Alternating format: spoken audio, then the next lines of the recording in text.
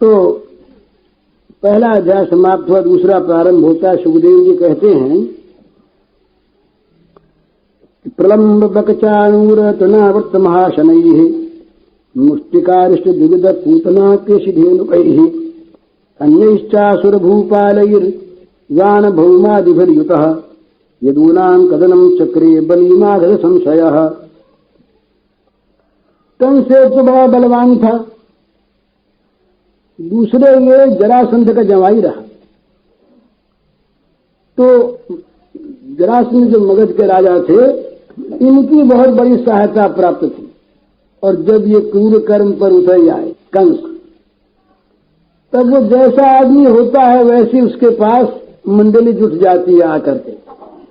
अब तक तो इसके जो कर्म थे कुछ राक्षसी और कुछ मानुषी थे, अब इसलिए बिल्कुल राक्षस बन। याद आ गया, मैं काल नहीं मीठा, मैं तो राक्षस हूं। यदुवंश में तो मैंने ऐसे ही जन्म ले लिया कि सारे यदुवंशी मेरे बैरी हैं। तब उसमें राक्षसपन पूरा प्रकट हो गया।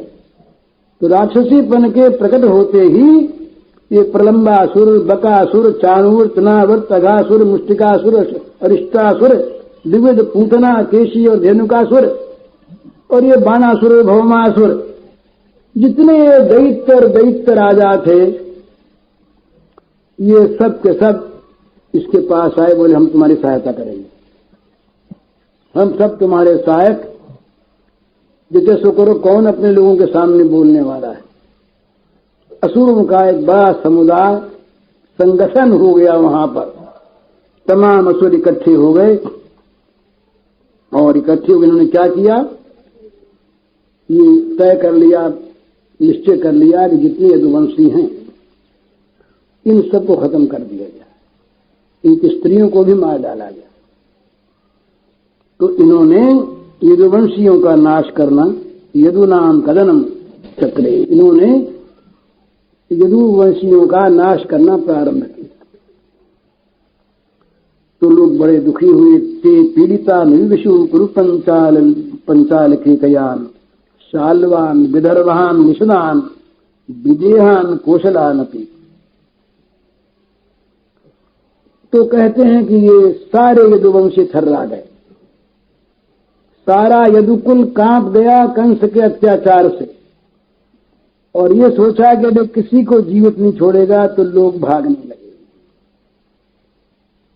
भाग करके कोई कुरुदेश में गए, कोई पंजाब में गए, कोई कैकय में, शालु, विदर्भ, निषद, मिथिला, कौशल इत्यादि देशों में जा करके और यदुवंशी लोग बसने लगे, भागे वहां से। अब इसके राज्य में तो बचाव है, दुष्ट के राज्य में सिवा भागने के और क्या उपाय।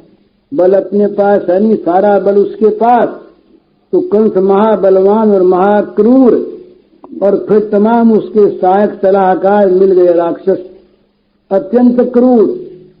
ऋषि मुनि ब्राह्मण का कहीं सम्मान रहा नहीं।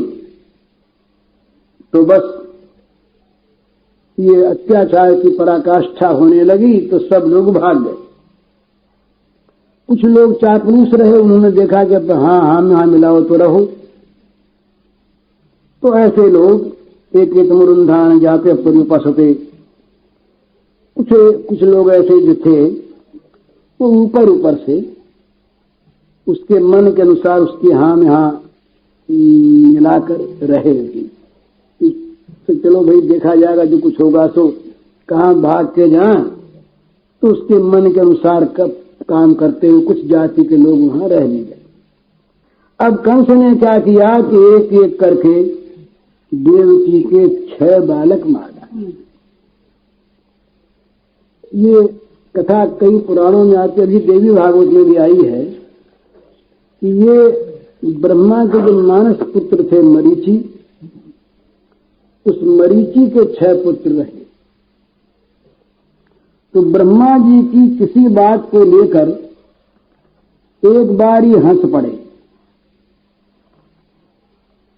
तो ये समझने की बात है भला, दूसरे की किसी दोष की बात को देख करके कोई हंसता है ना तो उसको बहुत खराब मालूम होता है।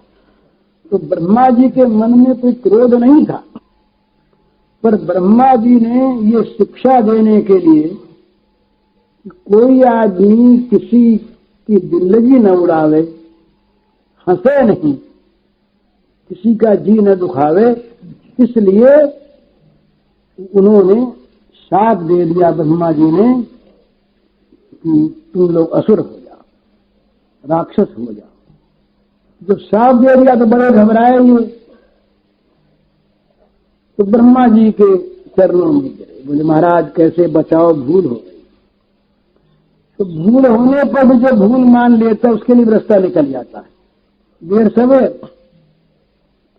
तो ब्रह्मा जी प्रसन्न होकर के बोले भाई जो हो गया सो तो हो गया। अब तो वैवस्वत मनवंतर के 28वें चतुर्युग में जब द्वापर आवेगा उस समय भगवान कृष्ण अवतीर्ण होंगे, तो उनका जूठा भोजन, उनका उच्छिष्ट खा करके और तुम शाप से मुक्त हो, ये वरदान। इसके बाद वो जो 6 बालक थे वो असुर होकर के हिरण्याक्ष के पैदा हुए।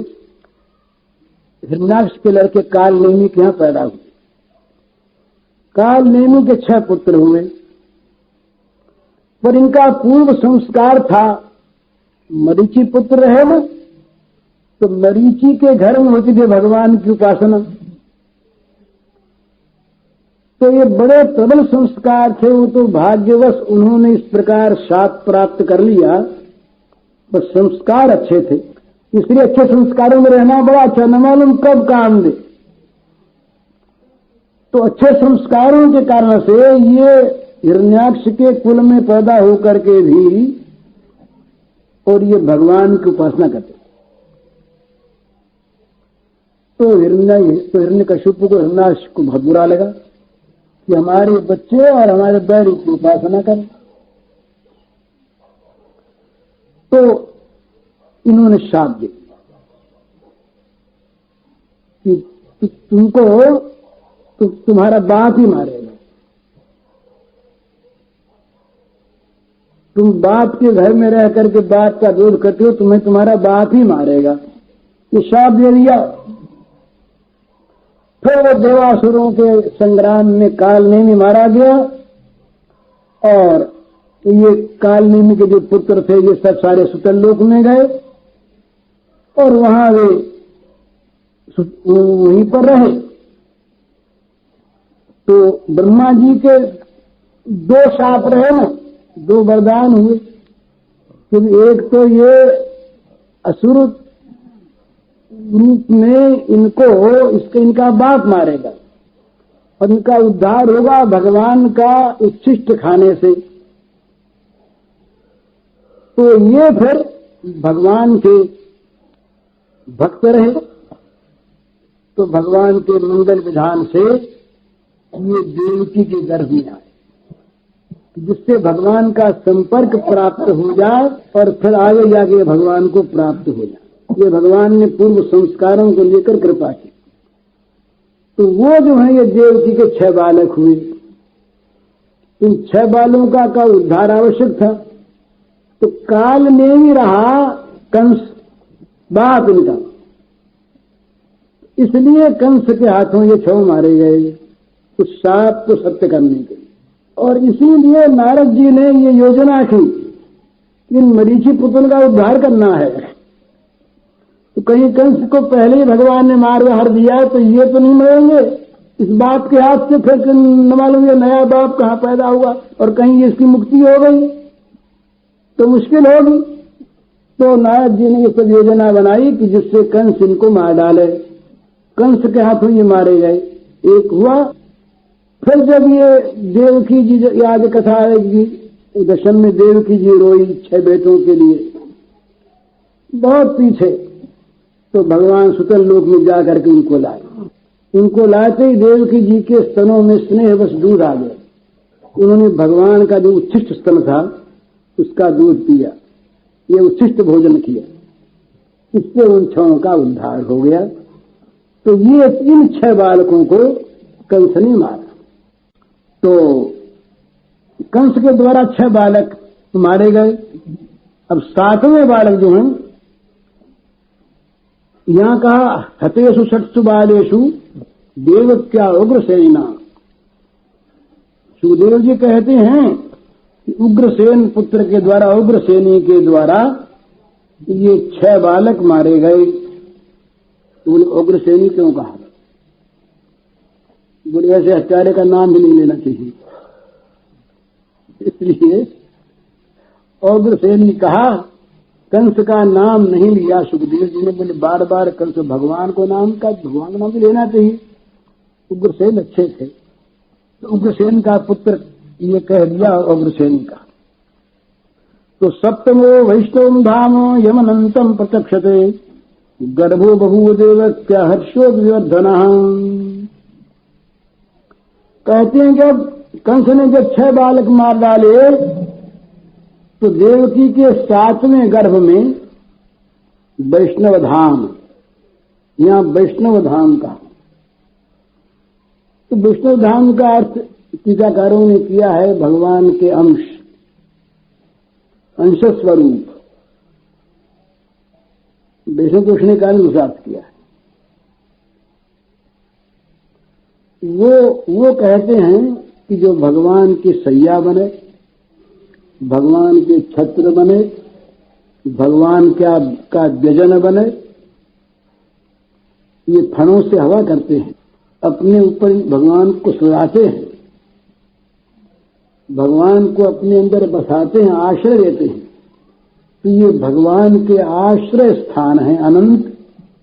अनंत इसलिए कि इनकी सेवा का कभी अंत नहीं होता। अनंत माने जिनका कभी अंत न हो, अनंत में से जो निकले वो भी अनंत।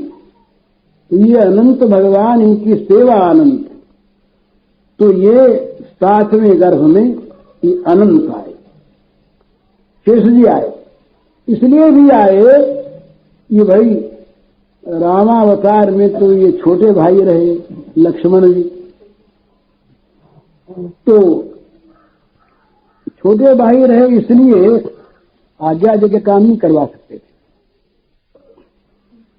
लेकिन बलदेव जी जरा अपने हाथ में हुकूमत लेकर के बोले मैं बड़ा भाई होकर जाऊंगा तो अच्छी सेवा कर सकूंगा। इस भाव से ये पहले ही देवकी जी के गर्भ में आ गए। तो अब भगवान ने देखा कि ये तो 7वें गर्भ में आ गए और कहीं कंस ने इनको मार दिया। भगवान अपि विश्वात्मा विदित्वा कंसजम भयम यदूनाम विजनाथानाम योग मायाम समादिशत दक्ष देवी ब्रजम भद्रे गोप गोवर्लंकृतम रोहिणी वसुदेवस्य भार्यास्ते नंद गोकुले अन्याश्च कंस संविघ्ना विवरेषु वसन्ति देवक्या जठरे गर्भम शेषाख्यम धाम मामकम। मोहन बात तत्सन्निकृष्य रोहिणिया उदरे सन्निवेशय अथा मंश भागेन देवक्रिया पुत्रताम शुभे प्राप्स्यामि तुम यशोदायाम नंद पत्न्याम भविष्य। भगवान विश्वात्मा है, सारे विश्व की आत्मा है। भगवान के मन में कोई भी दुविधा नहीं आती, भय शोक नहीं आता। पर एक भगवान का स्वभाव है, भगवान का स्वभाव है, ये समझने की बात है। भगवान के लीला में न तो दंभ है और न उनके मन में किसी प्रकार की कोई कामना है। ये भगवान जो माता पिता के साथ, सखाओं के साथ, गाय वत्सों के साथ, श्री गोपांगनाओं के साथ जो लीला करते हैं, इसका अर्थ माया नहीं और इसका अर्थ दंभ नहीं, लोक दिखाऊ नहीं। वास्तव में ये भगवान प्रेम परवश है और प्रेम परवशता में कभी भय की लीला, कभी विषाद की लीला, कभी क्रोध की लीला, कभी काम की लीला, ये सब करते हैं। और ये सचमुच करते हैं, स्वयं ही विषाद बन जाते हैं, स्वयं ही क्रोध बन जाते हैं, स्वयं ही भय बन जाते हैं, स्वयं ही शोक बन जाते हैं। तो इनमें किसी भय का अगर आवेश हो तो ये भय इनका प्रेम परवशता का एक स्वरूपभूत लक्षण है। नहीं तो बड़ी दिक्कत होती है। ये आगे आवेगा 10वें अध्याय में कि भगवान ने मटकी को फोड़ डाला क्रोध से। क्रोध आया तो वहां टीकाकारों ने बताया है कि अगर क्रोध में केवल खेल होता, नाटक होता, तो नाटक तो कुछ देखने वालों के सामने होता है। वहां दर्शक कोई था नहीं, अकेले ही थे, तो अकेले में बांध क्यों फोड़ा? तो क्रोध आया था जरूर, फिर भागे उस समय मां आई नहीं थी, तो भागे क्यों? भय हो गया था मन में, रोए क्यों? डर लगा था। तो ये सब चीजें भगवान में न तो नाटक है और न मन में भाव हो ऊपर से दिखावे। तो क्या ये भक्तों के साथ फिर छल करते हैं? फिर तो सारे भक्तों को ठगने वाले बन गए। झूठा खाली ऊपर से प्रेम दिखाया और प्रेम मन में है नहीं, तो ये तो दंभ करने वाले। ऐसे दंभी भगवान को कौन भजे? तो भगवान का न दंभ होता है, न भगवान का नाटक होता है, न भगवान की लोक दिखाऊ की बात होती है, और न माया से केवल दीक्षर हो नहीं ये बात। यहीं पर भक्तों का और विचारकों का मतभेद होता। वो कहते हैं हुआ मान लेते हैं और ये सब माया है, ये सब माया में हुआ। वो कहते हैं ये माया नहीं, लीला है। माया कहते लीला है, लीला से ही भगवान प्रकट हुए, लीला से ही वो पुत्र बने, लीला से ही वो भाई बने, मित्र बने, स्वामी बने, प्रियतम बने, सखा बने, और वैसा ही वो स्वयं बने। उन्होंने स्वयं अनुभव किया वहां पर, जहां भूख लगी वहां भूख लगी। ये विचित्रता है कि ये प्रेम राज्य जो है ये भगवान में भूख लगा देता है, भगवान में भय पैदा कर देता है, भगवान में विषाद पैदा कर देता है, भगवान में क्रोध पैदा कर देता है। ये क्रोध, काम, भय, विषाद भी भगवान में आकर अन्य हो जाते। नींद बेचारे ने स्वयं नरकों में जाए और सबको नरकों में ले जाए। इन विचारों का जीवन धन्य कैसे हो? प्रत्येक का जीवन धन्य करना है, तो इनको भगवान ने ये लीला राज्य में अपनाया। क्रोध से कहा आज तुम आ जाओ भैया, तुमको धन्य करना है, तुम्हारे साथ भी ब्रह्म संस्पर्श हो जाए। क्रोध को ब्रह्म संस्पर्श हो गया, क्रोध धन्य हो गया, क्रोध आज निर्मल हो गया। तो भगवान ने के मन में आया कि कहीं कंस पुत्रों को मारता है ना, तो ये मेरे जो यदुवंशी हैं ये तो मुझी को अपना मानते हैं, सर्वस्व मेरे को, यदुना मिलुना था ना, ये तो मुझको ही अपना स्वामी मानते हैं, मेरे ही हैं। तो ये कहीं सताए न जाएं, और ये अनंत भगवान के संबंध में भी। तो उन्होंने तुरंत योग माया को याद किया। योग माया ये जो भगवान की खास शक्ति है, शक्ति और शक्तिमान एक होते हैं भला। शक्ति अगर न रहे तो शक्तिमान की सत्ता नहीं, और शक्तिमान न हो तो शक्ति रहे कहां? तो भगवान की योग माया उनकी अपनी स्वरूप भूता शक्ति है, इसी को लेकर के वे अवतार लेते। संभवा म्यात्माया आत्माया, माया नहीं आत्माया, लीलया कृपया। तो ये भगवान जो अपनी शक्ति से आप ही अवतरित होते हैं। यहां शक्ति को उन्होंने अपनी शक्ति से कहा योग माया, योग ईश्वरी। भगवान ने कहा शक्ति को बुला करके कि देवी कल्याणी तुम जाओ ब्रज में। अब वो ब्रज कैसा है? गोप गोभर लंकृतम, बड़ा सुंदर दिया कि वो ऐसा सुंदर लोक है कि जहां पर ब्रज में ग्वाले और गायें हैं, उनके द्वारा शोभित है। कहीं ऐसा नाम नहीं लिया, किसी बड़े ऐश्वर्य का नाम नहीं लिया। अलंकृत है, ये नहीं कहा कि वहां वो रहते हैं। वो जो ब्रज है मेरा, वो ब्रज गायों के द्वारा और गोपों के द्वारा सुसज्जित है, गहने हैं वो उसके, वे अलंकार हैं। उन अलंकारों के द्वारा वो अलंकृत है मेरा ब्रजदेश, तुम वहां जाओ। और ये कंस के भय से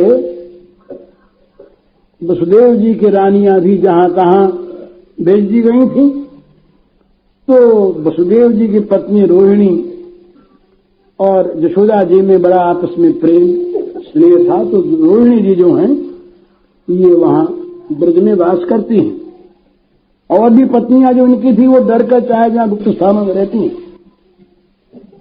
इस समय जो मेरा धाम है, जो मेरा निवास स्थान है, जिसमें मैं रहता हूं, जो मेरी सेवा का मूर्तिमान रूप है, वो धाम मामकम, वो मेरा धाम, वो मेरा अंश शेष देवकी के उदर में इस समय आया हुआ है। तो तुम एक काम करो, उसको वहां से निकाल के रोहिणी के उदर में रख दो, और फिर मैं अंश भागेन, अंश भाग के कई अर्थ करते हैं। बड़े विस्तृत श्रीधर जी ने तो 6 अर्थ किए। ये वैष्णव दोष ने कारण से भाग का जो अर्थ करते वही कह देता हूं। पूरे रूप में नहीं अवतीर्ण हुए यहां भगवान, मैंने जो केवल विशुद्ध वात्सल्य का भाग था, ये माधुर्य का, वो विशुद्ध भाग अलग रखा। उससे तो वो यशोदा जी के यहां जाकर के अवतीर्ण हुए, ऐसा मानते हैं। यशोदा जी के यहां भी और देवकी जी के यहां भी समकाल में दोनों जगह भगवान का अवतार हुआ। ये आगे 5वें अध्याय में इसका विस्तार से वर्णन होगा। जाता अल्लादो महामना स्वात्मज उत्पन्न, आत्मज उत्पन्न ने कहा। तो सुखदेव जी बोलते हैं ना, कहीं यही बोलते कि भाई वो वहां आ गए, मथुरा से आए हुए, ये तो नहीं कहा, आत्मज उत्पन्न ने कहा। तो सुखदेव जी का संकेत है इसमें। तो अंश भागे का अर्थ इन्होंने ये किया कि ये अंश भाग जो है, अंश भाग से, पूर्णांश से, ये तो भगवान पूर्ण ही है, पर यह माधुर्य ऐश्वर्य मिश्रित रूप से अवतार में।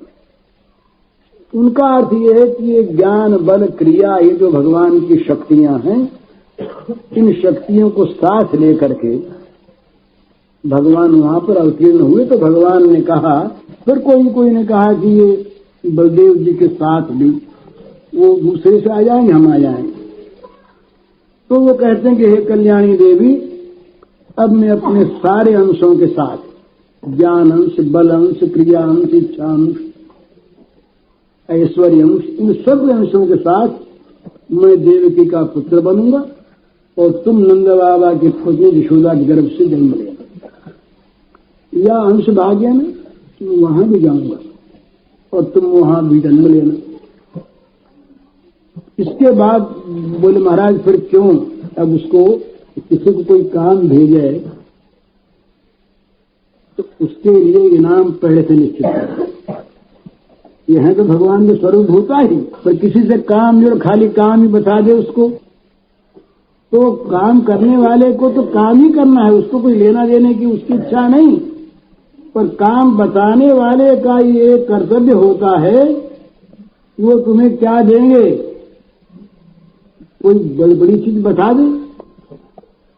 तो भगवान ने कहा कि अर्चिष्यन्ति मनुष्यास्त्वाम सर्व काम वरेश्वरीम धूपोपहार बलिभिः सर्व काम वर प्रदान नाम ध्येयानि कुर्वन्ति स्थानानि च नरा भुवि दुर्गेति भद्रकालीति विजया वैष्णवीति च कुमुदा चंडिका कृष्णा माधवी कन्यकेति च माया नारायणी शानी शारदे चंबिकेति च गर्भ संकर्षणात् तम वही प्राउ संकर्षणम भूमि रामे लोक रमणात् बलम बलवत् सुयात।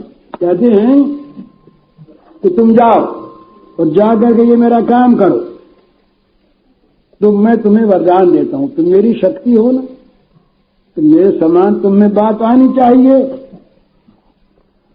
तो तुमको जो पूजेंगे, विंध्यवासिनी देवी विंध्याचल में आके रही, तुमको जो पूजेंगे वो मुंह मांगा वरदान पाएंगे। तुम जो कह दोगी वो सत्य हो जाए। सर्व काम वर प्रदा, जिसके मन में जो कामना, उन सारी कामनाओं को तुम पूर्ण करने में समर्थ हो जाओगी। और इसलिए तुमको समस्त कामना देने वाली सर्व काम वर प्रदान जान करके, सर्व काम वरेश्वरी समझ करके, और सब लोग तुम्हारी धूप दीप नैवेद्य और सामग्रियों से पूजा करेंगे। तुम जगत में पूजनीय होगी। और जगह जगह पर देवी के स्थान बनेंगे, भिन्न भिन्न नामों से तुम्हारी पूजा का प्रचार होगा। और तुम्हारे ये नाम होंगे: दुर्गा, भद्रकाली, विजया, वैष्णवी, कुमुदा, चंडिका, कृष्णा, माधवी, कन्या, माया, नारायणी, ईशानी, शारदा, अंबिका इत्यादि तुम्हारे बहुत से नाम होंगे। जगह जगह तुम्हारे पूजा के स्थान होंगे और लोग तुम्हारी पूजा करके मन चाहा फल प्राप्त करेंगे। और जो तुम देवकी के गर्भ से खींचकर जिनको रोहिणी के उदर में रखोगी, खींचोगे, तो खींचे जाने का उनका नाम होगा संकर्षण। और वो बड़े, बलदेव जी बड़े सुंदर रहे और बलदेव जी सब लोग बड़े खुश। तो ये लोक रंजनता के कारण से, लोक रमणाद, लोगों को सुख देने वाले होने के कारण से लोग इनको राम कहेंगे। लोक रमणाद, लोगों को रमाएंगे, ये सुख देंगे, इसलिए इनका एक राम नाम होगा। और तीसरे, ये बलवानों में अद्वितीय होंगे, बड़े श्रेष्ठ बलवान, इसलिए ये लोग इनको बल कहेंगे, बलभद्र कहेंगे। ये 3 नाम होंगे। तुम जाओ। तो बस संदिष्टैवं भगवता तथेत्योमिति तद्वचः प्रतिगृह्य परिक्रम्य, तो भगवान की आज्ञा को सिरोधार्य करके ने भगवान के परिक्रम स्वीकार किया और पृथ्वी लोक में आ गई। और जो कुछ भगवान ने आज्ञा दी उस प्रकार ले जाकर रोहिणी जी के उदर में स्थापन कर दिया। लोगों को क्या पता कि ये दशा हुई है, तो बेचारे लोग जो हैं पूर्वा चिंता करने लगे, बोले 6 बालक तो मारे गए, तुम्हारी बात हो गई। लोगों के मन में बड़ी दिल की गर्भ नष्ट हो गया। देख करके पूर्ववासी आपस में चिंता करने लगे, बात करने लगे। तो कहा भाई भगवान विश्वात्मा है, भगवान का कहीं आना है नहीं, वो सदा सब रूपों में वर्तमान ही। पर जहां भगवान को खास तौर पर कृपा करनी पड़ती है, करते हैं, वहां वे विशेष रूप से अपने आप को प्रकट करते हैं। अंशांश भाग्य भगवान जो हैं अपनी सारी कलाओं को लेकर, इसका अर्थ किया है लोगों ने कि ये भगवान का जब स्वयं अवतार होता है, किसी ने कहा कि ये भगवान नारायण का केशावतार है, किसी ने कहा मैत्रेयावतार है, किसी ने क्षीर सागर साई विष्णु का अवतार माना। तो कहते हैं कि ये जब स्वयं भगवान आते हैं तो दूसरे दूसरे काम जितने होते हैं जो और शक्तियों के द्वारा होने वाले, वे सब काम भी उनके साथ अपने आप ही हो जाते हैं। तो उन सब कामों को करने वाली जो योजना है वो भी उनके साथ लग जाती है। तो वो नारायण अवतार भी और केशावतार भी और विष्णुअवतार भी, अंशावतार भी, आदेशावतार भी, जितने जहां पर आवश्यक होते हैं वे सब उनके साथ ही आते हैं। राजा आप आ गया तो मंत्री सब आप अपने आप ही आ जाते हैं। बड़ा काम करने को तो एक है, आप छोटे मोटे काम हो जाते हैं उसके साथ ही, तो अनायास। तो ये जो कंस का अथवा राक्षसों का विध्वंस है, ये कोई भगवान के अवतार का खास कारण नहीं है। इनके लिए तो जो शक्तिमान हैं उनका अवतार होता है। स्वयं भगवान जो आते हैं ये तो प्रेम परवश आते हैं। भक्तों के, प्रेमियों के प्रेम का जब ये तकाजा होता है कि उन्हें शक्ति नहीं चाहिए, उन्हें बल नहीं चाहिए, रक्षा नहीं चाहिए, मर जाए कोई बात नहीं। रक्षा चाहने वाले के लिए रक्षा करने वाले आते हैं और रक्षा करने वाले सशस्त्र आते हैं। इसलिए यहां दो रूपों का वर्णन आवेगा आगे विष्णुपुष्णिकार के अनुसार। एक शस्त्रास्त्रधारी चतुर्भुज भगवान प्रकट हुए कंस के कारागार में, वो रक्षा करने वाले, जो 3 पहले के जन्मों में आश्वासन दे चुके वसुदेव देवकी को पहले, वे भगवान ऐश्वर्यवान और एक यशोदा की गोद में खेलने वाले। यहां शस्त्रास्त्र नहीं है, मुरली मनोहर द्विभुज ये भगवान। तो एक भगवान होते हैं मुरली मनोहर द्विभुज, केवल प्रेम रस सागर। एक भगवान चक्रधारी, सुदर्शनधारी, कमल भी हाथ में है, बड़ा सुंदर शंख भी है, जिससे ज्ञान की घोषणा करते। ये शंख नहीं बजाते और न चक्र किसी को दिखाते हैं, न गदा का आघात करते हैं। ये तो अगर किसी का कुछ करते भी हैं, लेते देते भी हैं, छीनते छानते भी हैं, तो मुरलियां बजाकर छीनते हैं। अपना स्वरूप सौंदर्य दिखा करके ही छीनते हैं। तो भगवान का जो ये अवतार है, ये 2 भाव से अवतार कृष्ण के होते हैं। एक प्रेमावतार है और एक भगवान का शक्त्यावतार है। ये बात नहीं कि जहां प्रेमावतार में शक्ति नहीं है, यहां भी बीच बीच में ऐश्वर्य प्रकट होता है प्रेम की सेवा करने के लिए। और ऐसा भी नहीं है कि वहां शक्त्यावतार में प्रेम नहीं है।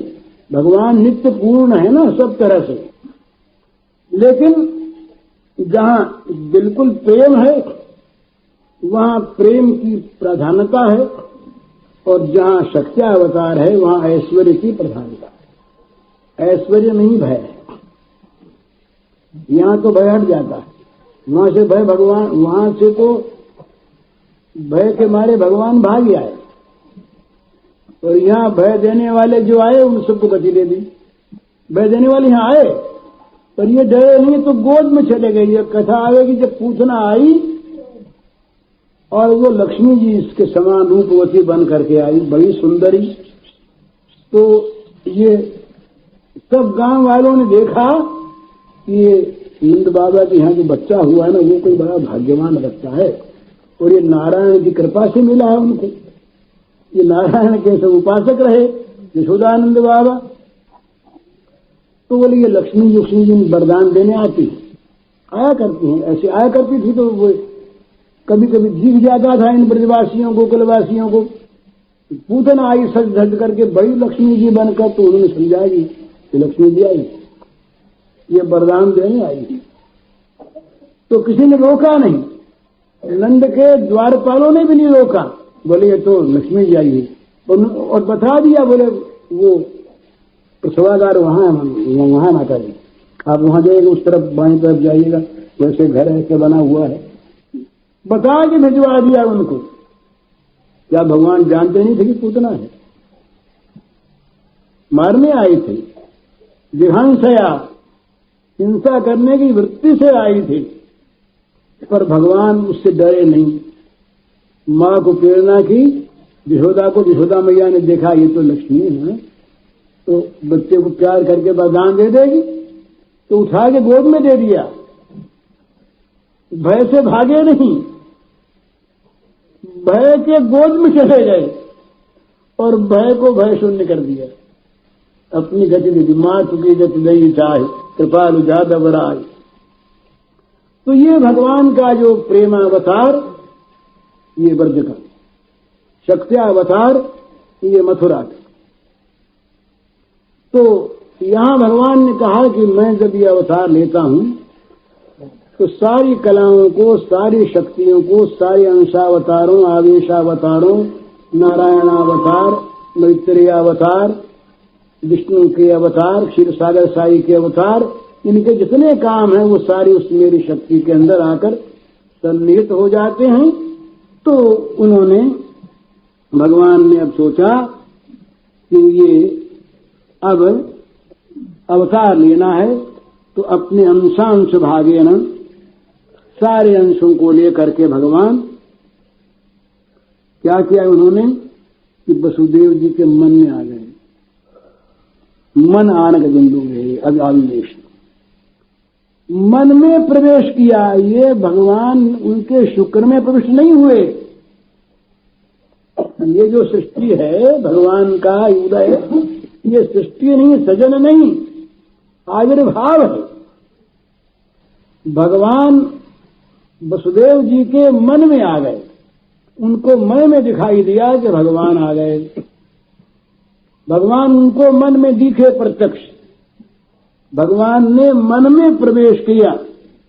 संसार में जो संतान की उत्पत्ति होती है वो शुक्र के अंदर वो कीटाणु होते हैं जो संगठित होकर के किसी एक शरीर को, देह को पैदा करते हैं और वो कर्मवश आते हैं।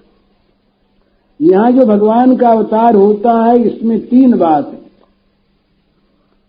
स्वेच्छया होता है, कर्म कारण नहीं होते, और पांच भौतिक देह नहीं है। स्वेच्छा में संतभूतमय से कोपी, ये भगवान का जो अवतार है ये स्वेच्छामय है, भूतमय नहीं, पांच भौतिक नहीं।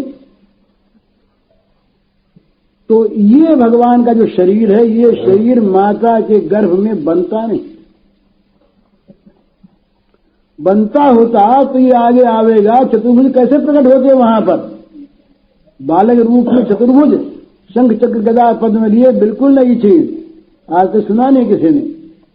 इस प्रकार से भगवान मन में आते हैं, मन में आकर के माता के उदर में प्रविष्ट होते हैं मन ही से, और फिर आविर्भूत होते हैं, लोगों को दिखाई देता है ये भगवान का जन्म हुआ। इसीलिए वो अजन्मा का जन्म है। अजो प्रसन्न आत्मा भूतानाम ईश्वरो प्रसन्न प्रकृतिम स्वामधिष्ठाय संभवाम्यात्म माया। ये भगवान आत्म माया प्रकट होते हैं, अपने स्वभाव को लेकर, प्रकृति को लेकर, अपने स्वरूप को लेकर प्रकट होते हैं, जन्म नहीं लेते। तो इन्होंने वसुदेव जी के अंदर प्रवेश किया, मन में प्रवेश किया। तो सब बिभ्रत पौरुषम धाम भ्राजमानु यथा रवि दुरासदोज दुर्धर्षो भूतानां संबभूवः। ऐसे है कि भगवान जब अंदर आए तो ये केवल माया नहीं थी कि उसको माया से ऐसा प्रतीत हुआ वसुदेव को, या वसुदेव जी के कल्पना हो गई कि भगवान आ गए, ऐसा नहीं। वास्तव में भगवान प्रवेश कर गए अपने सारे तेज को लेकर के। वो जो अव्यक्त थे वो वसुदेव के मन में व्यक्त हो गए, वसुदेव जी को दिखने लगे। और क्या हुआ कि जब वो ज्योतिर्मय भगवान अंदर प्रविष्ट हुए तो उनका शरीर सारा का सारा ज्योतिर्मय हो गया। विचित्रता आ गई भगवान के शरीर, उसके वसुदेव शरीर में, कैद खाने में। तमाम पहरेदारों ने देखा कि ये क्या सूरज चमक रहा है, वसुदेव जी के शरीर को देख करके उस कोठरी में, जेल खाने की कक्ष में लोगों ने देखा ये क्या हो गया, यहां तो अंधेरा था, तमाम किवाड़ बंद है, सूरज कहां से चमका, तो किवाड़ खोल के देखा, पहरेदारों देखा तो कोई नहीं, वसुदेव जी चमक रहे, आंखें चौंधिया गई। दुरासदो अति दुर्धर्षो भूता नाम संभव, इतना वो तेज प्रकट हुआ उनके शरीर से कि देखने वाले लोगों की आंखें चौंधिया गई, चकमगा गई कि ये क्या हो गया, ये इनके अंदर ये सूरज, इतने सूरज एक साथ। और फिर एक विशेषता ये दिखाई दी कि अरे वो सूरज तो तपता बहुत है, बड़ी गर्मी, और इस सूरज का प्रकाश तो हजारों लाखों सूरजों का था, लेकिन ये बड़ा शीतल है भाई। तो कमरा बंद करने की इच्छा ही न हो उन लोगों की, बोले वसुदेव जी को देखते रहें। इस प्रकार से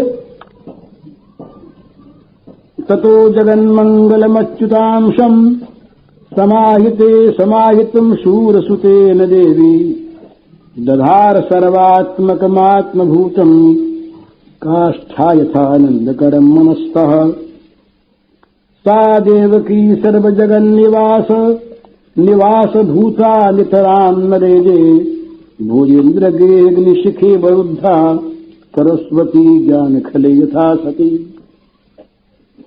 कहते हैं भगवान उस ज्योतिर्मय अंश को, जो सारे जगत का परम मंगल करने वाला है, वसुदेव जी ने अपने अंदर धारण किया और फिर वसुदेव जी ने मन किया भगवान की प्रेरणा से, तो वो जो इनके अंदर का तेज था वो देवकी के अंदर प्रविष्ट कर गया, आधान हो गया उसको। तो अब तक तो देवकी तेजवती नहीं थी, और जब भगवान का देवकी के अंदर प्रवेश हो गया तो जो शुद्ध सत्व था भगवान का परमानंदमय दिव्य विग्रह, ये जब देवकी के अंदर प्रवेश किया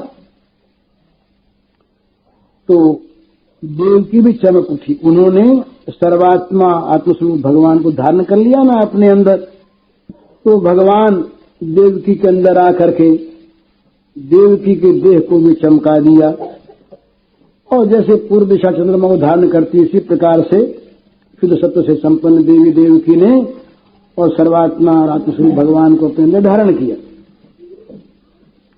तो भगवान जो है ये कैसे हैं? सर्व जगन निवास, ये भगवान सारे जगत के निवास स्थान है। तमाम जगत भगवान के अंदर रहता है, तमाम जगत भगवान के अंदर निवास करता है। तो बड़े आश्चर्य, तमाम जगत को स्थान देने वाले भगवान का निवास स्थान देवकी बन गई। तमाम जगत को आश्रय देने वाले भगवान को देवकी ने अपने उदर में आश्रय दिया, निवास स्थान बन गई। निवास भूता जगन, सर्व जगन निवास निवास भूता, सारे जगत को निवास देने वाले, सारे जगत को अपने अंदर बसाने वाले वे भगवान देवकी के उदर में आ गए। देवकी उनका निवास स्थान बन गई। लेकिन देवकी के शरीर में तेज आने पर भी भगवान ने इस समय देखा कि भी जरा समय नहीं है, तो जैसे घड़े के भीतर किसी दिए को बंद कर दे, अथवा जैसे कोई ज्ञान खल हो और अपनी विद्या को अंदर छिपाए रखे, इस प्रकार से बाहर प्रकाश न फैले, वैसे ही कंस के कारागार में बंद होने के कारण से देवकी की शोभा जैसी बाहर होनी चाहिए थी वैसी नहीं हुई। लेकिन तो भी जगमगा उठा उनका शरीर, उनके शरीर से तेज की आभा निकलने लगी।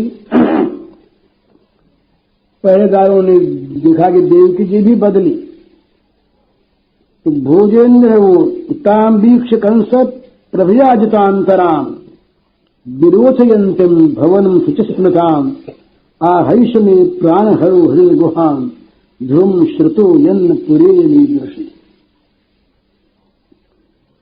देवकी के गर्भ में जब भगवान विराजमान हो गए तो देवकी का मन मुख उस कैद खाने में भी मुस्कान से भर गया।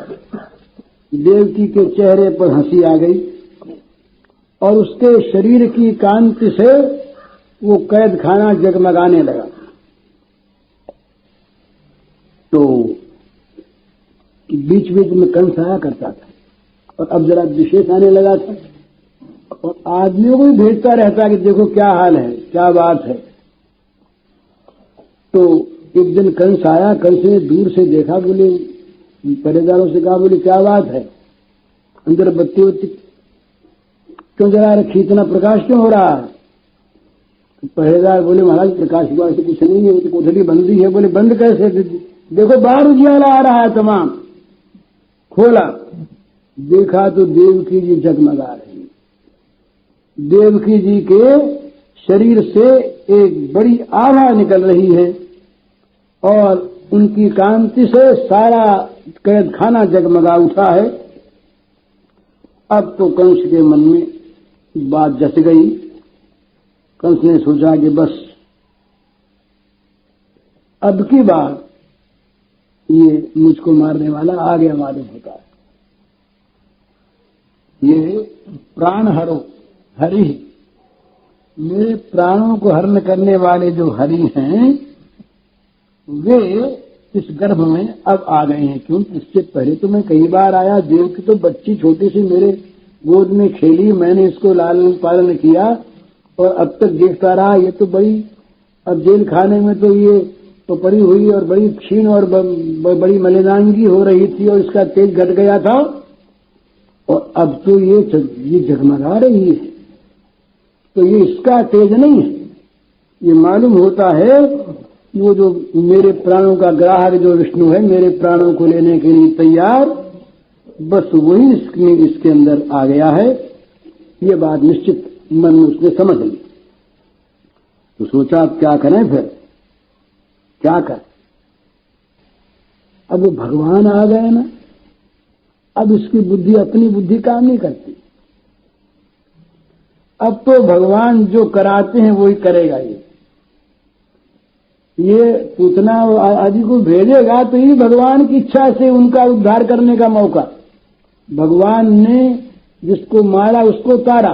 भगवान के अंदर एक ऐसी शक्ति है जो भगवान को बाध्य कर देती है, वो है भगवान की कृपा शक्ति, सर्वोपरि शक्ति है। भगवान किसी को गुस्से में आके मारते हैं तो वो कृपा कहते हैं अच्छा मारो, देखें तुम मारोगे हम तुम्हारे दिव्य लोक में भेज देंगे इसको। भगवान कहते अच्छी बात है भाई, तुम्हारी बात माननी पड़ेगी। तो अब जो कंस सोचेगा तो अपने मन से, अपने मन की बात, पर वो होगी भगवान की बात। तो कंस ने मन में सोचा कि मध्य तस्मिन् करणीयमाशु में जगर्थ तंत्रो नभिहंति विक्रमम स्त्रिया ससुर गुरुमत्या वधोयम यशस्त्रियम हंसन कालमायु। तो ऐसी बात क्यों उसके मन में आती। तो सोचा मन में क्या करें, अब ये तो आ गया। पर सोचा कि अब वो भगवान ने बुद्धि दी, सोचा कि देवकी को तो मारना ठीक है। कहा तो मारने के लिए तलवार उठा ली थी, केश पकड़ लिए थे। उसी कंस के मन में आ रहा है कि देवकी को तो मारना ठीक नहीं,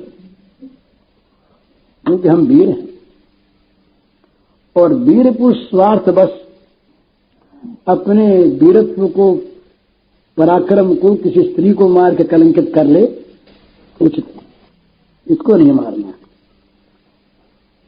फिर मन में आया कि मार दें, हर्ज क्या है। अब गुरुसेन का घर था, यहां भगवत कथाएं हुआ करती थी, तो कहीं इसकी अच्छी बात सुनी हुई याद आ गई है इसको। इसने कहा भाई मार तो देंगे, पर इसके द्वारा होगा क्या, यश श्री और आयु। स्त्री को मार देने से, निर्दोष स्त्री को अगर हम मार देंगे तो हमारी कीर्ति नष्ट हो जाएगी, हमारी श्री चली जाएगी और हमारी उम्र चली जाएगी। ये सत्संग की बात याद आ गई कंस को कि हमारी श्री चली जाएगी, आयु घट जाएगी और हमारी कीर्ति नष्ट हो जाएगी कि कंस ने स्त्री को मार दिया। अब देखिए ना कैसी कैसी बात उसके मन में आती है। जो सुखदेव जी ये बात कह रहे कि नृशंस है, निरपत्रप है, क्रूर है, वो क्या सोचता है मन में भगवान की दया कि भाई ये ठीक नहीं। सएष जीवन खलु संपरेतो वर्तेत यो अत्यंत नृशंसितेन देहे मृतेतम मुंजा शपंते गंता तमोंधम तनुमानिनो ध्रुवम। जो बातें ज्ञानियों के मन में आती हैं, महात्माओं के मन में, वो बातें कंस के मन में भगवान तो देख लिया ना, गर्भ में आ गई। तो कहता है कि ये सब याद करने की बातें हैं, बड़ी सुंदर। कहता है कि जिस मनुष्य ने जीवन में क्रूरता का व्यवहार कर लिया वो तो जिंदा ही मर गया। कंस सोचता है कि जिस जीवन में जो अत्यंत निर्दय हो गया, जिसके जीवन में अत्यंत निर्दयता आ गई, वो मनुष्य तो जीवित रहने पर ही मरा हुआ है, तो मर ही गया। और फिर जीते तो वो यूं मरा, और मर गया तो सब लोग शाप देंगे बहुत बड़ा अच्छा हुआ, ये मर गया बड़ा अच्छा हुआ, बड़ा पाप है, नरकों में जाएगा अब ये हैं। तो देह मृत्यु मनुजा शपन थे, यहां उसकी कीर्ति नष्ट हुई, लक्ष्मी नष्ट हुई, आयु नष्ट हुई, जीते हुए मरे के समान हो गया। और मृत्यु के बाद लोग गाली देंगे, शाप देंगे।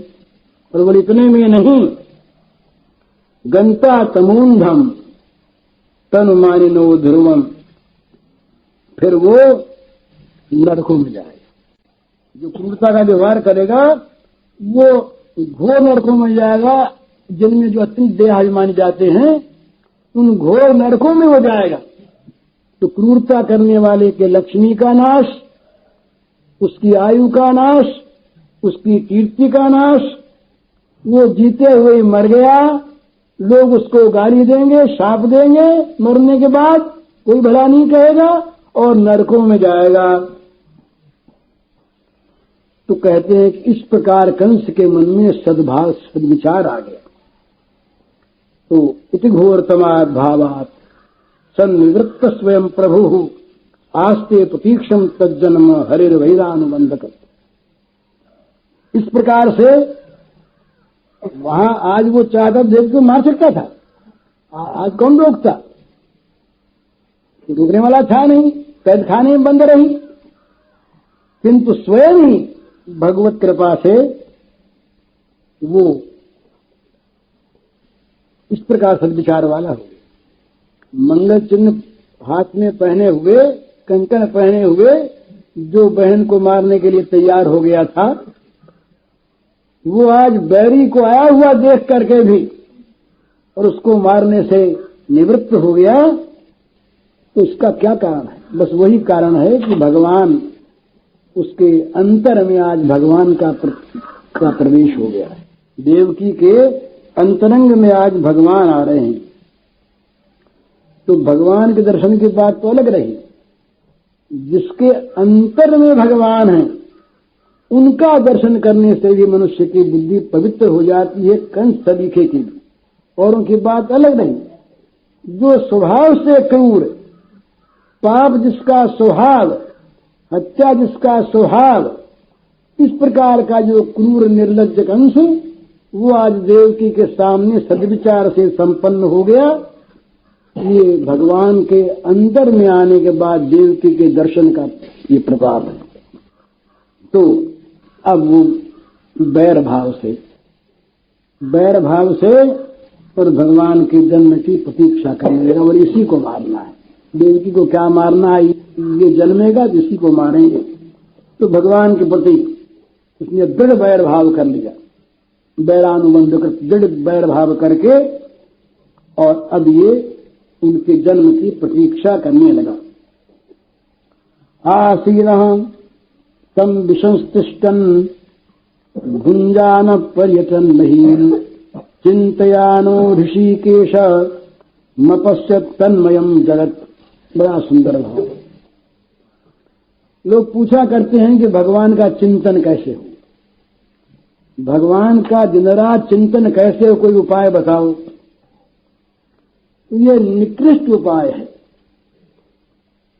भय से चिंतन और आवश्यकता से चिंतन उससे उत्तम, और रति का चिंतन, प्रीति का चिंतन ये सर्वोत्तम। तो कंस की क्या दशा हुई? जब वो भगवान के साथ उसका वैर भाव बद्ध मूल हो गया, बंध गया, उसने मन में गांठ बांध ली बैर की, तो रात दिन उस बैरी का चिंतन होने लगा। बैरी में उसकी भगवत भावना थी। उठते बैठते खाते सोते जगते चलते फिरते सदा सर्वदा उसका मन श्री कृष्ण के चिंतन में लग गया। ये भय से, या तो भय हो तो चिंतन होता है, और या जैसे जल की प्यास लग जाए तो वहां कोई कहता नहीं कि तुम जल का नाम जपो, जल का स्मरण करो। जल की आवश्यकता, प्यास अपने आप याद दिलाती है, कभी भूल नहीं सकता जल को। और तीसरे में श्री गोपाल नारायण की तरफ से अगर प्रीति हो जाए तो भगवान कभी चित्त से हटते नहीं, बल्कि स्वयं बस जाते हैं आकर के। उनका प्रीतिवानों का चित्त भगवान के अपने रहने का लोभनीय स्थान बन जाता है। तो कंस की दशा ये हुई कि चिंतयानो ऋषिकेश, श्री कृष्ण अभी प्रकट नहीं हुए हैं, अवतार हुआ नहीं है, पर अपश्यत उसको भगवान जहां तहां रात में दिन में जरा सा कहीं खड़का हुआ, बोले आ गया, आया ना वो। रात को सोते सोते चमक उठा, आ गया। भोजन कर रहा है, गिलास आगे आ गया। इस प्रकार से वो सारे जगत में श्री कृष्ण को देखने लगा। तन्मयम जगत अपश्यत तन्मयम जगत, श्री कृष्णमय जगत देखने लगा। सारे जगत में उसको कृष्ण दिखाई देने लगे। ये क्यों हुआ? ये दो प्रकार के चिंतन होते हैं। एक चिंतन होता है अभ्यास जनित, एक चिंतन होता है बाध्यता मूलक। एक का तो हम याद करने की आदत डालते हैं, अभ्यास करते हैं, भूल जाते हैं, फिर अभ्यास करें, भूल जाए फिर अभ्यास करें, भूल जाए फिर अभ्यास करें। वो चिंतन जो है वो तो धीरे धीरे अभ्यास दृढ़ होने पर स्थिर होता है। उसका वर्णन पतंजलि योग दर्शन में है, गीता में भी है। दीर्घ काल निरंतर सत्कारा से दृढ़ भूमि, लंबे काल तक निरंतर श्रद्धा पूर्वक लगे रहो तो अभ्यास तुम्हारा दृढ़ हो जाएगा। तो उसमें रूखापन है, वो करना पड़ता है। एक वो स्मरण है जो करना नहीं चाहता आदमी, पर हुए बिना रहता नहीं। इस बैर भाव ने कंस के मन में भय उत्पन्न कर दिया। कंस का मन भयभीत हो गया, और भयभीत होकर के कंस चेष्टा करता, बुलाता दोस्तों को, मित्रों को, राक्षसों को, बोले और बात चलाओ, रात दिन चिंता में, कुछ और बात करो। और बात करने का उपक्रम करना है, बोले आ गया। चौंक उठता, कांप उठता बात करते करते, और कहता राक्षसों से, राक्षस कहते बोले क्यों डरते हो आप, इतना डर किस बात का, बच्चा पैदा भी होगा तो मार देंगे, है क्या उसमें, भगवान है तो भी क्या। तो वो ये कहता है कि भाई क्या बताएं, डर तो हमारे मन में बैठ गया, मानो वो श्री कृष्ण ही डर होकर के बैठ गया मन में, भगवान मानो डर के रूप में आकर के व्याप्त हो गया मन में। बोले तुम लोगों में भी वो दिखता है, तुम लोग हो तो मेरे हितैषी, पर मैं भूल जाता हूं कहीं तुम ही वो बनकर न मार डालो। तुम्हारे सब रूपों में अपश्यत तन्मयम जगत, जगत में वो भी तो है ना। बोले मैं सोता सोता बिछौने पर सोया रहता हूं और सोचता हूं कि ये खटिया कहीं कृष्ण न बन जाए, ये न मार दे। अरे वो तो दिखने लगी, अरे कृष्ण तो है ये, तो कुछ खड़ा हो गया, उठ करके मार देगी। इस प्रकार से निरंतर और नित्य वो भगवान में तन्मय हो गया, सारे जगत को भगवतमय देखने लगा। ये जो अवस्था है ये बड़ी अच्छी अवस्था है। इसीलिए कहा है कि भय से भी, बैर से भी, क्रोध से भी, काम से भी, लोभ से भी, लज्जा से भी, किसी प्रकार से भी अपने मन को भगवान से जोड़ ले। भगवान से जुड़ा हुआ मन भगवान को मन में प्रकट करके और सारे जगत में दर्शन करा देगा। क्योंकि वो सारे जगत में है ना, वो भगवान को जगत में आ करके प्रवेश करना नहीं पड़ता। भगवान तो जगत भर में स्वयं हैं ही, वे ही भिन्न रूपों में अभिव्यक्त हो रहे हैं। तो यदि उन भगवान को देखने का हमारा स्वभाव बन जा तो ऐसा कौन स्थान है जहां वो नहीं है। तो कंस का ये सौभाग्य उदय हो गया कि भगवान के जन्म से पूर्व ही कंस पर कृपा की भगवान ने। ये बड़ी कृपा। ये भगवान किसी चाहे कोई बैर रखे, वो जब कृपा करते हैं तो अपने आप उसे दे देते हैं। तो भगवान ने अपने आप को कंस को दे दिया, जहां देखे वहां श्री कृष्ण। सारे जगत में कृष्ण को देखने वाली दृष्टि विचार की और आंख की भगवान ने उसको दे दी। ये बड़ी कृपा थी, कंस का सौभाग्य। तो जिसके मन में भगवान आ जाए उसका सौभाग्य, तो जिसके मन से भगवान निकल जाए वो दुर्भागी। इस प्रकार कंस की दशा हुई। अब देवताओं के यहां हुआ कि भाई अब स्वामी आ रहे हैं हम, और हम लोगों का अब उद्धार होगा। देवता सारे संत देवताओं की ये हद कद सारे बंद कर दिए कंस ने। राक्षस था ना, कंस ने कहा कोई ब्राह्मण वामन पूजा न करे। ये राक्षस ब्राह्मणों पर पहले चलते हैं, ब्राह्मणों पर यज्ञों पर बोले ब्राह्मणों का नाश पहले करो।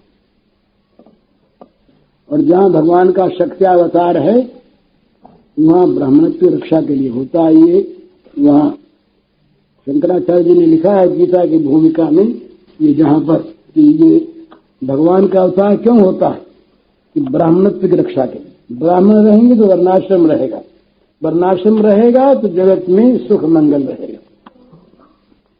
तो ये, और ब्राह्मण न रहे तो देवता भूख मरे। ब्राह्मणों में से अगर ब्राह्मणत्व निकल जाए तो देवताओं को खाने को कौन दे?